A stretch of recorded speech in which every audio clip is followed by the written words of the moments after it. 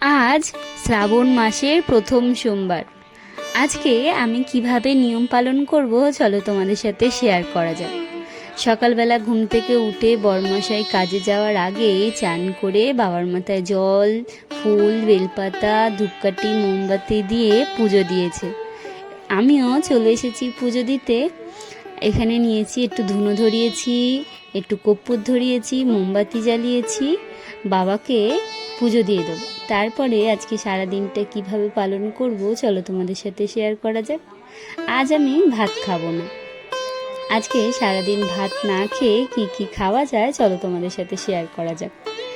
আমি তো আজকে ভাত খাবো না, কিন্তু বাড়ির আদর যারা রয়েছে তারা তো খাবার খাবে, তো তাদের জন্যেই চলে এসেছি রুটি, এবং তার সাথে আজকে তরকারিতে আছে ঘুগনি।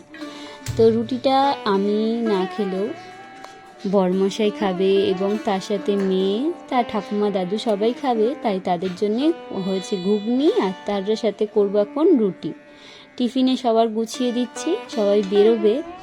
তো আমি করেছি আলাদা করে ছোলা, তারপরে সোয়াবিন দানা, তার সাথে রাজমা, এইসবগুলো দিয়ে আজকে সিদ্ধ করেছি, দিয়ে সেইটাই আজকে সারা দুপুরটা আমি ওটাই খাবো। আর রাত্রিরে আমি একটু আলাদা করে অন্য কিছু বানানোর চেষ্টা করব ভাবছি। তো কী বানাবো চলো দেখি। এখন বাজে বিকেল প্রায় 6:30টার কাছাকাছি। আমি প্রায় ঘন্টাখানিকের জন্যে সুজি ভিজিয়াতে দিয়েছি 250 গ্রাম।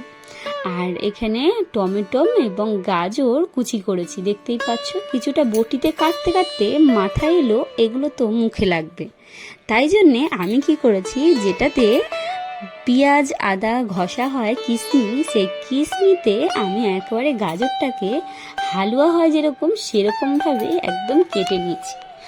আগের দিন আমি সুজিতে অনেকটা ময়দা দিয়েছিলাম, তার স্বাদটা একদমই আলাদা ছিল।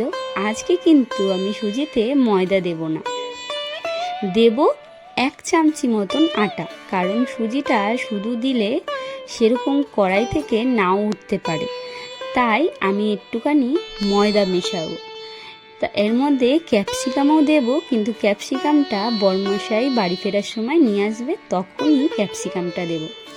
আগের দিন ক্যাপসিকাম, টমেটো, পেঁয়াজগুলো দিয়েছিলাম, কিন্তু আজকে পেঁয়াজ দেব না, সোমবার। আর তাছাড়া আজকে আমি তো ভাত খাইনি, তাই আমি খেয়েছি শুধুমাত্র ছোলা সিদ্ধ সারাদিন। আর রাত্রিবেলা খাচ্ছি আমি সুজির পরোটা, এতে কোনো রকম কোনো চাল জাতীয় জিনিস নেই, তাই এটাই খাওয়া হবে। আমি সুজির পরোটাটা গোছাতে গোছাতে বরমশাই বাড়ি চলে এসেছে, আর নিয়ে এসেছে একটা এইসা বড় ক্যাপসিকাম। এটাকে আজকে আর কুচি কুচি করে কাটবো না, এটাকে একদম মিহি করে কিশনির দ্বারায় ঘষে মিশিয়ে দিয়েছি সুজির মধ্যে। আর টমেটো গাজরটা তো আগেই মিশিয়ে দিয়েছিলাম। এবার আমি এটাকে একটা একটা করে ভেজে নেব। তো চলো, আমার এখানে পরোটা দেয়া হয়ে গেছে একটা। এবার দেখো, আমি 1 চামচি তেল আর 1 আঙুলে করে একটু জল ছিটিয়ে দিচ্ছি, আর দিয়ে করছি আমি পরোটাটা। তো আজকে পরোটাটা ভেঙে যাচ্ছে কারণ আমি ময়দাটা বেশি দিই। তোমরা চেষ্টা করবে ময়দাটা না দেওয়ার, ময়দাটা না দিলে টেস্টটা কিন্তু বেশ লাগে। আমি 1 হাতে পারছিলাম না বলে 2 হাতে করে আমি পরোটাটা করেছি, নাহলে ভিডিওটা তোমাদের দেখাতে পারতাম। এই দেখো, একদম সুজি তো নরম জিনিস, তাই একটু ভেঙে যাচ্ছিল, না হলে বেশ টেস্টি লাগে। কিন্তু এর মধ্যে তোমরা যদি নিরামিষ খাবে, যদি নুন খাও তো নুন, আর যদি একদম নিরামিষ খাও তাহলে এর মধ্যে বিট নুন দিয়েও দিতে পারো। আমি নর্মাল নুন দিয়েই করেছি।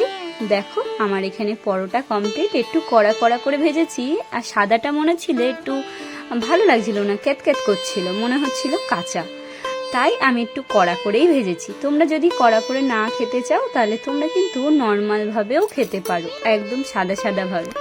আমি একটু কড়া ভাজাটাই ভালোবাসি। তো এই যেখানে 1 চামচি তেল, আর তার মধ্যে অল্প করে আঙ্গুলের দ্বারায় জল দিয়েছি, যাতে পুরো তেলটা চাটুতে ছিটিয়ে যায়।